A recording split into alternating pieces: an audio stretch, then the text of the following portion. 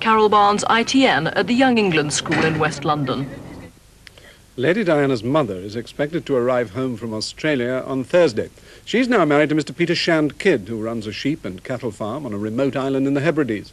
Lady Diana's elder sister, Lady Sarah, said she felt like Cupid because she introduced the couple at a weekend shooting party on the family estate.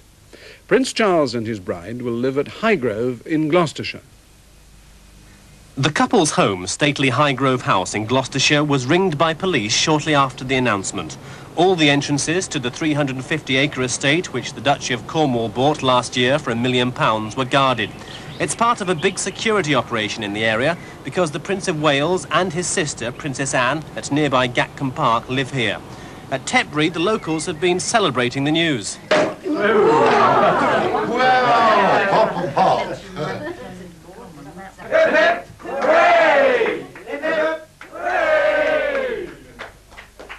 At the house this afternoon, builders were busy renovating the outside.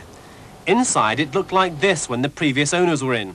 But now there are no curtains, carpets or furniture, and the Prince says that when he stayed here recently, it's been like camping out. Roadside screens are going up to give the place a little more privacy. And one local photographer says there's a big demand for colour prints of His Royal Highness riding with the Beaufort Hunt at £20 a time. Union Jacks are up and locals will be out celebrating tonight.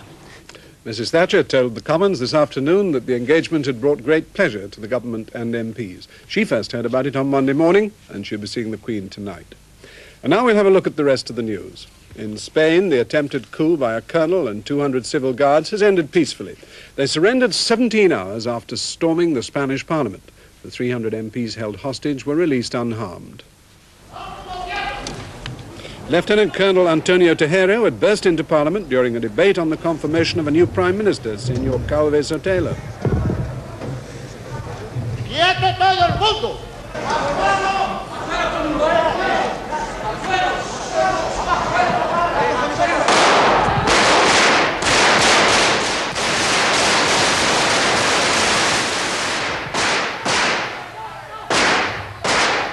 There were angry scuffles when the Spanish Vice President, General Manuel Melado, refused to obey the rebels.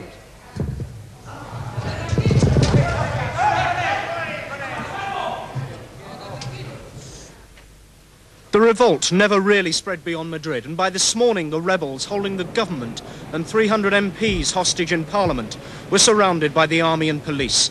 There was no doubting the question of their loyalty to king and country. The king said he wouldn't negotiate, and as the morning wore on and a handful of sick hostages were freed, the message was getting through to the rebels. Every contingent of reinforcements spelt out very clearly just who was in control and how this uprising had failed. The main architect of the attempted coup, Lieutenant Colonel Terejo Molina, then started negotiating his way out. There were no longer demands for a military government, rather appeals for leniency. 17 hours into the siege, he began releasing the hostages en masse. First the women MPs, tired, haggard, dazed, but thankful and delighted that a siege which began so violently was ending so peacefully. Then the men who'd supported the uprising and stormed Parliament, the paramilitary policemen of the Civil Guard, coming out of a downstairs window all so quietly before being taken off for interrogation. And finally the MPs themselves, all of them knowing that this had been a battle over dictatorship and democracy, and that democracy had won. The other winner was King Juan Carlos, and within minutes of the end of this siege, thousands of demonstrators were out on the streets chanting their support for him and his Spain. David Smith, ITN, Madrid. The government have decided to give massive financial support to a survival plan for the British Steel Corporation drawn up by its chairman, Mr. Ian McGregor. They've agreed to write off £3.5 billion of the corporation's debts and have increased cash limits for the current year by £150 million. Our political correspondent says many Conservative MPs are angry about the proposals because they feel they discriminate unfairly against private steel makers. Unemployment rose by 43,843 in February to take the total number out of work to 2,463,294. That's 10.2% of the working population. Well, the pound was still on the run a bit on speculation that interest rates are due for a big drop in the budget. It closed against the dollar at 223.40. That's down more than a cent, 115 points. And the stock market liked the news of the engagement. The Financial Times index closed at 494.5. That's up 7.9 on yesterday.